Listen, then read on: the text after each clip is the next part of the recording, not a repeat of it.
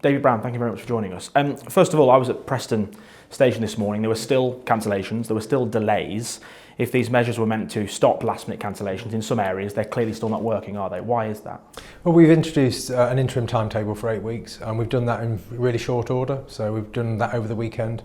It'll take 2 or 3 days to bed in, and hopefully after that we'll see considerable improvement. Why has it taken 2 weeks for this to be put into place when we know for the past 2 weeks people have been experiencing terrible journeys to work? Yeah, the first 2 weeks of the new timetable have been not good enough for people that are using our services, and we've apologised, and I apologise again for that.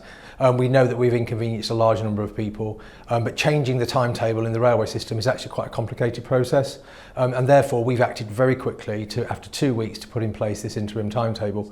Why is a company as big as yours not employing enough drivers to run these trains? Surely that is the biggest disgrace of this whole thing. Well, it's not factually correct. So we currently employ over 1,500 drivers. That's 180 more than we had at the franchise start.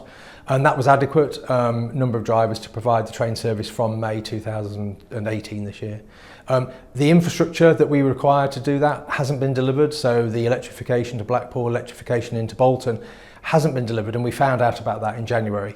That required us to rewrite the whole timetable, the whole set of schedules, which means now we've got to train drivers on different routes and different rolling stock or trains that we never envisaged having to do. So effectively you're blaming Network Rail for that? No, we're not blaming anyone. It's just a fact that the infrastructure that we had planned to operate the train service on wasn't complete and hasn't been completed on time. Some people are having to catch buses rather than trains. Will they be getting a significantly reduced fare for those journeys? Currently, people will be buying a train ticket. If they're on the service that has been reduced as part of the bus, they'll still be paying the train ticket. Do you think that's fair that people are paying the same amount for a bus that will be slower than a train that's quicker? Well, what we've tried to do, we've tried to weave in the bus services across the network, so it's not, apart from the Lakes line, it's not wholesale changes. So what we're trying to do is protect the commuter flows. My question though, is it fair to charge someone the same for catching a bus than it would be for catching a train? Yeah, and it's a consistent logic that we apply where we do engineering works, where we put alternative bus services on, and so that's the logic we've applied on this. So you think that's fair? I think it's consistent with what we do elsewhere. I'm asking you, is it fair? I'm not sure it's fair, but what we're saying is it's consistent with what the rail service would do if it reduces services for engineering works or for cancellations normally. I'm bringing up specific cases here because we've had hundreds of people contact us over the past couple of weeks. Yeah.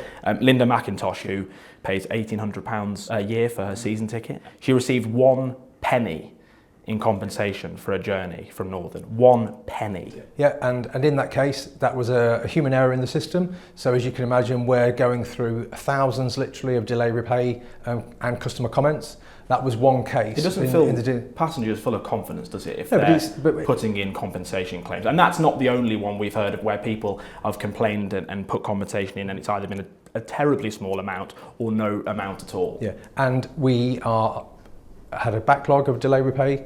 On this case, this was one human error. As you can imagine, we've had several thousand people applying for that. We've put additional resources in place to get on top of that and make sure that we've got the correct quality control in there. I think the frustration for many passengers is that they feel their lives have been turned upside down. In some cases have to change their job because they can't rely on your service. They have no choice but to use Northern, and they want to know what's been done about it at the top because they have been affected enormously. Yes, they have. And all of our frontline staff have done an amazing job. Myself and the senior team have been working every weekend, all the hours God sends to put this right.